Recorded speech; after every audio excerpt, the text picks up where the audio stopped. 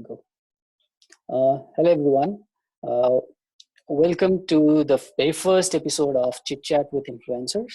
I'm Laxman Batra, and this program is initiated by Visible Impact, which is a not-for-profit and women-led organization, which works on the issues of sexual and reproductive health and rights concerning young people.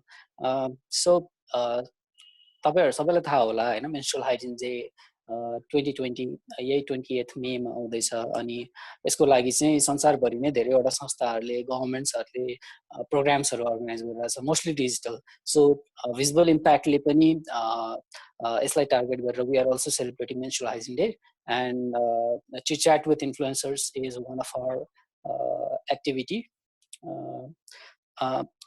and basically in this program what we will be doing is we'll be asking the influencers some practical questions on menstruation, and they will be sharing their experiences and thoughts on menstruation with us.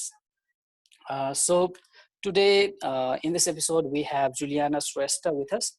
She is a travel enthusiast who is currently a Naropa Fellow and leads Expression Club at the Naropa Fellowship.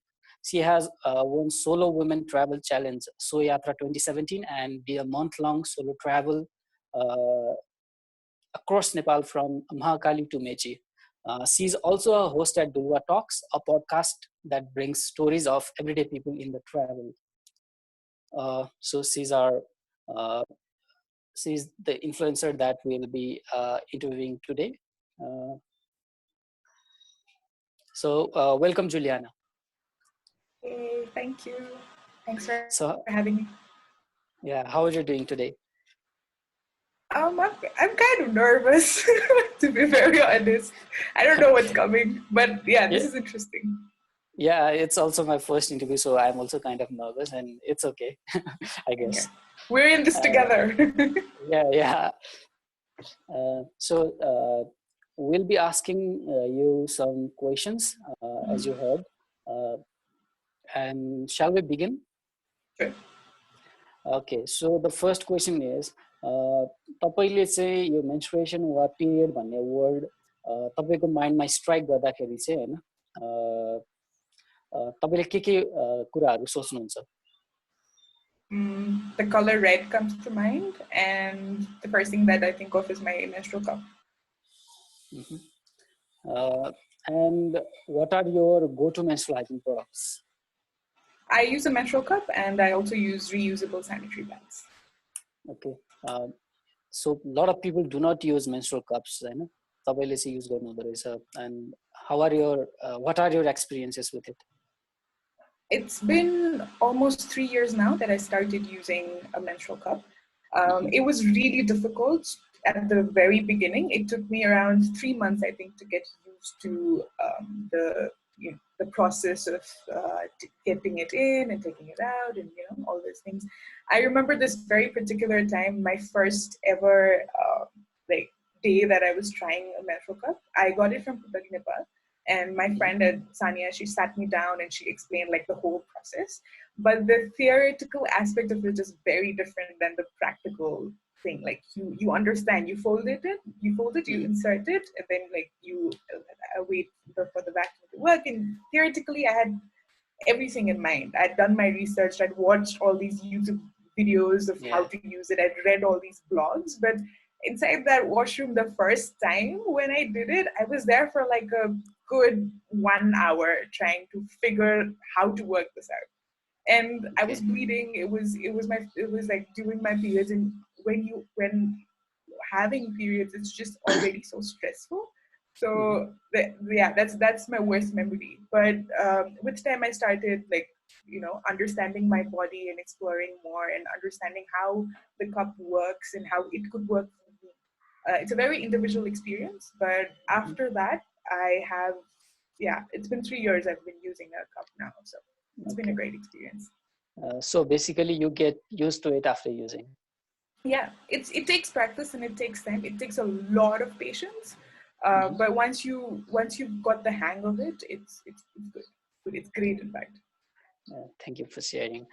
So you are a traveler, तपाईले धेरै ठाउँ घुम्नु भएको छ, जान्नु भएको छ, and you have experienced a lot of stuff. So there are a lot of female travelers in Nepal who travel a lot of times. And what would you suggest them to carry if they are menstruating? What are the travel essentials for menstruating women or girls? Um, this is very contextual depending on where you're traveling, because Nepal is a Hmm. very diverse country in terms of geography, and there are lots of different considerations likewise. But from my experience of checking while on my periods and using my cup, I would recommend, of course, that you have the cup in the first place and Hmm. have some reusable sanitary pads that you can carry around and you can, wash and change. But apart from that, what you need for traveling is foresight of knowing the place that you're going and the kind of facilities that would or would not be available for you. For Yeah. example, if I am traveling to a rural village where I know that toilets are farther away from houses and the taps or the water source is not inside the toilet, like how it is in most of our houses, then I make sure that I carry a bottle with me, which I can use to clean my cup. Like only त्यसमा पानी भरेर just collect some water in that and take that with me inside the toilet so that I can clean my cup. And having like clean water is very essential in using menstrual cups and cleaning it, and regular use of menstrual cups basically.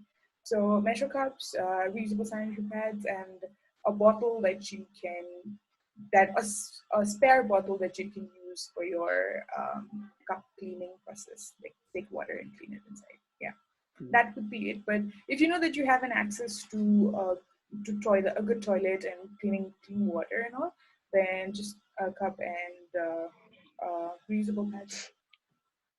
Yeah, nice. What are your uh, what are the period practices that you have heard or seen while traveling across Nepal? Oh wow, there's a lot. So I think my most eye-opening experience was when I was in Far West, in Assam, Darintula, Darchula, Mm. these areas, because that's where had been reading about these news of Chowpatty and people's experiences and all that, but that's the first time that I saw it happening, and I'm still getting goosebumps just thinking about it. And I can't Yeah, imagine myself being there, born and raised in Kathmandu. And even though it's illegal, people still practice childbirth. yeah, And for a menstruating woman to be outside their houses in sheds, in miserable conditions, is, I think, the most shocking but very real experience that I had. Apart from that, generally speaking, I think um, the another thing that was kind of eye-opening is that we there are so many advertisements about disposable pads, and that's the hmm, main product at least that is used by women across yeah, the world actually. yeah, But all these organizations that work in menstrual health, and some of them don't consider that young girls or even like children or around in rural places, they don't even use underwear. mm, yeah, How can they even use disposable pads? So the lack of contextualizing of menstrual health education, and in fact the lack of sex education and menstrual hygiene education in itself, is also really shocking. So apart from that, if in urban places, I mean, not in yeah, urban places, a lot of females are starting to switch to more sustainable options. They understand that disposable pads are a hazard for the environment, um, and they have switched slowly to menstrual cups or at least to reusable pads. And that slow shift is interesting, especially in the outdoor sector, like Mira Rai and all these yeah, great influences in the outdoor sector. They have been advocating for sustainable menstrual hygiene products among outdoor enthusiasts and among basically among people involved in the outdoor activities. So yeah, that shift is interesting. Yeah. nice. If you could change one thing about your period experience, what would it be? Um, cramps. Like, it's just really difficult to undergo this natural process every month. Yeah, But and I am lucky than most of my friends I know who suffer from like really bad cramps. I don't have that bad of foot cramps that I need to take medicine, and I prefer not to take medicine. But some days it's just I just can't take it anymore. So I understand that this is a natural process, but if I could change anything, then it would be just that experience of cramps. Can this not be this excruciating and just like a natural chill process? I I feel like think nature is unfair in that terms yeah, that yeah. I we think most of the people would agree to you. Yeah. yeah. Yeah. Okay. Uh, during your travel days, three challenges you have faced relating to menstruation. Oh wow. Toilets in the first Uh, place. yeah, Not just access to clean toilets, but the existence of toilets in the first place. yeah, A lot of places across Nepal, at least like mostly rural areas, or even sometimes in cities um, when like kita there are no toilets, or even if there are, they're in a really bad condition. Or yeah, so that's one, the existence of toilets in the first place. Second would be access to clean water. Because that's also not very prevalent in a lot of places. And for someone like me who uses menstrual cups, I need water to clean my cup and regularly use it. To cups. And the third thing be would be the stigma around menstruating women not being allowed to go to temples and those things.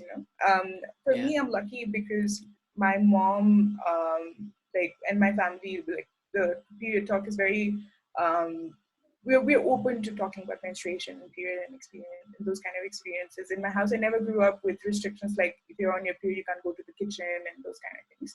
But that I when I was traveling, I realized that, and when I'm staying with families specifically, not like hotels, no, but and I prefer staying with local people. And a woman being on her period is a huge deal. I won't. I have lied sometimes that I'm not on my periods, just so that I don't have to go through those restrictions. Um, but and those are important, but that's the challenging part. When you're living with a family, or you want to have that local experience, but there are restrictions for women just because they're on their period. So yeah, yeah. that have to be the top three things. Okay. The next question would be if you had to use an emoji or emoticon uh, Uh-huh. to describe your period, which one would it be? The corn. Oh, the one with like the Yeah, like the stressed one. yeah, The stress with like that drop thing on your head. Yeah, definitely that, because periods are stressful. yeah. Uh, So, so to track your menstrual period, your cycle, do you use some kind of app, or are you just traditional? You use the calendar or something? What do you use? I prefer apps because it's difficult to keep track of like a tangible piece of paper, but that app is just on your phone and you can just check it Yeah, anytime. I use Flow, the app that's the called flow Flow, flow flow app. Yeah, FLO. Yeah. So that helps me track my periods. It also gives me notifications that okay, like your period's coming about, because honestly, even though I have it every month, I don't remember that it's okay, it's time again. So it's good that it sends notifications and all of that. If you're going through, like, it also helps you track your emotions and like other bodily functions as you go around your menstrual cycle. So yeah, I use Flow. okay. So we have some menstrual products. I mean, you will have to arrange the products as per your preference. So Okay. I will be naming those. So first Mhm. one is disposable pad, reusable pad, tampon, and menstrual cup. Okay. Menstrual cup, reusable Okay. pads. And can I not choose tampons or Tampons will be in the end because I tried using it once and it was a horrible experience. Okay. Yeah, so I think the disposable pads and tampons come together at the end, and I recommend not using them at all if possible. Okay. So tampon would be at the last, and before that, it would be disposable pads. Yeah. Okay. Nice. Uh, so, was there a moment you felt discriminated because you were on your periods? Lots of times. But if I have to say the one thing, I think the first year that I got my period, um, it was maybe like the second or third ever period of my life, and it was dosai. Um, and Dasai time is mostly like all the family gathers Yeah. together, and for tika and all these things, and tika and this whole religious practice is said to be not for menstruating women. So, and in our house, we all of us go to the eldest brother, like my dad's eldest brother, and all our cousins, everyone gathers there. And my toma, my chuluma, Mhm. got to know about me menstruating. So she made me sit in a separate room for the whole day while everyone was in the living room getting tikka, playing cards, eating all these foods. But I was alone in my cousin's bedroom just because I was menstruating. And it was such a horrifying experience, and my mom couldn't do anything despite like her not believing in these things. Because the larger like part of the family was like, yeah, she's menstruating, she shouldn't be with us in this religious practice. And yeah, so tika time in the first year of my period has to be the most discriminating. Yeah, the things you said, I can relate it. I can relate to it because I have seen these things happening with the family members, and अनि, the desperation I see in their faces होइन त्यति बेला त्यो कहिलेकाहीँ चाहिँ लाग्छ कि जे होस् होइन केटा भएको चाहिँ ठिकै भयो जस्तो लाग्छ कि बेला बेला मलाई पनि त्यो देख्दाखेरि चाहिँ होइन because I think these stigmas and these restrictions, I think these are pretty bad. You know, menstruation Yeah, itself is a pretty bad experience. You know, अनि त्यसमाथि yeah. यिनीहरू हुँदाखेरि त it makes it a disaster. You know? I think it's important for men in the family and like the male members to understand that and to be supportive. Because I Mhm. remember, even though it was such a bad experience, my youngest male cousin, he came to me and he was like, "Why are you alone?" He didn't understand because he was much younger than me. Yeah.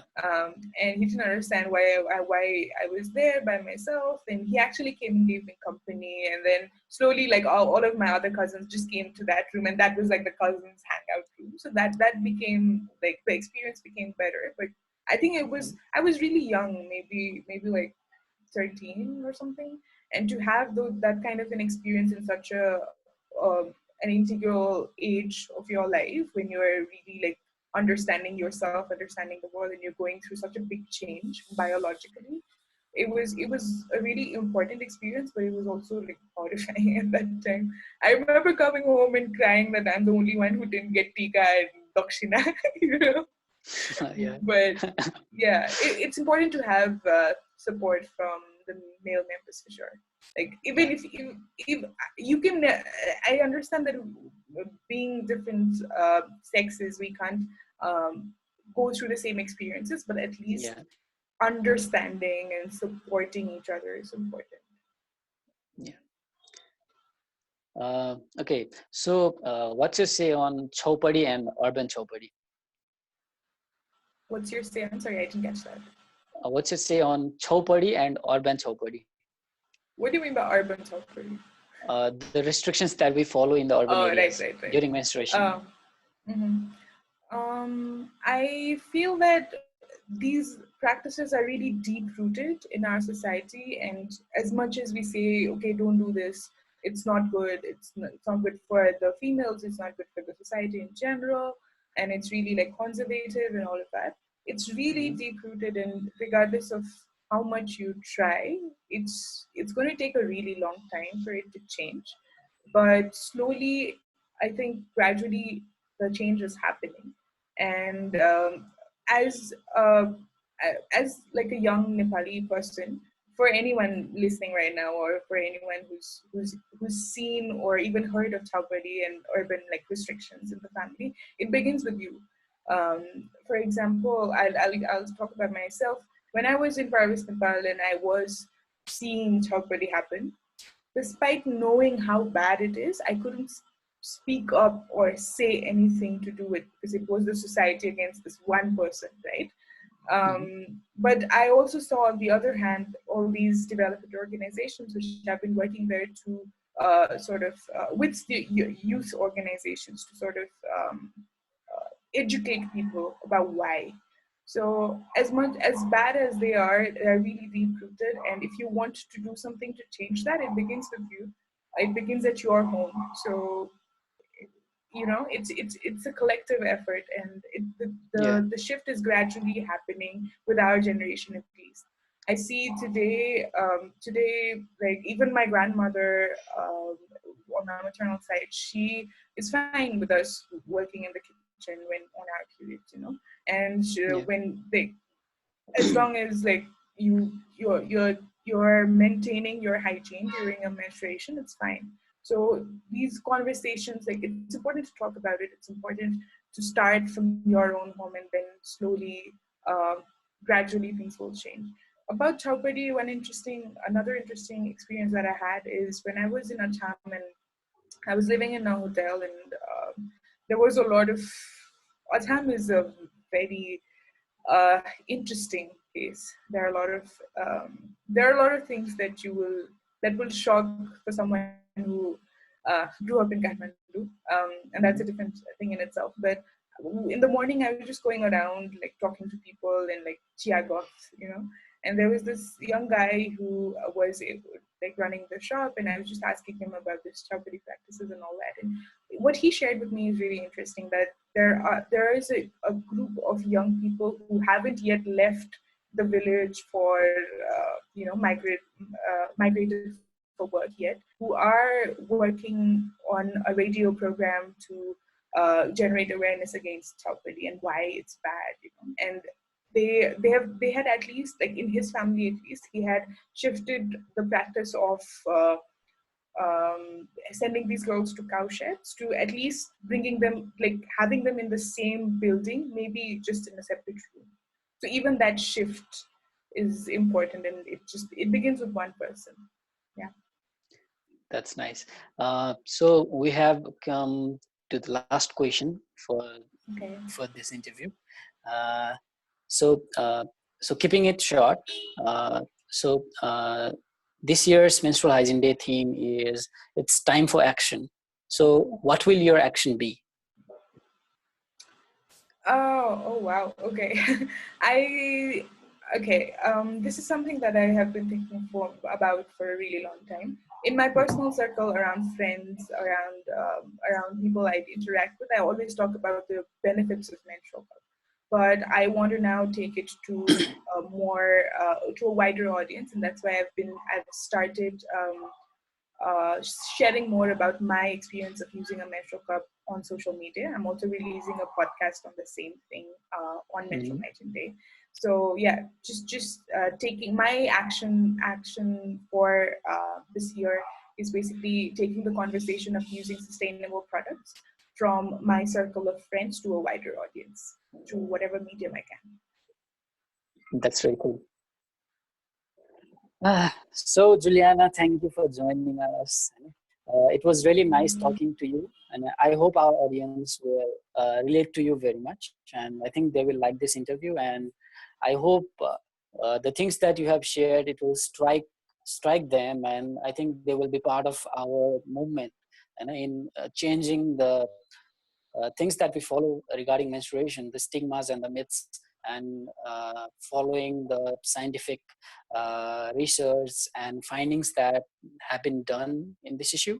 And I hope we see some kind of change in our society in upcoming days. Uh, So thank you very much, and thank you everyone for listening to us. Yay. Thanks for having Yeah, me. This was fun. thank More you. people should know. Yeah, okay. Thanks for doing this. So we'll be saying bye bye for now. Okay. Bye Bye, bye. everyone.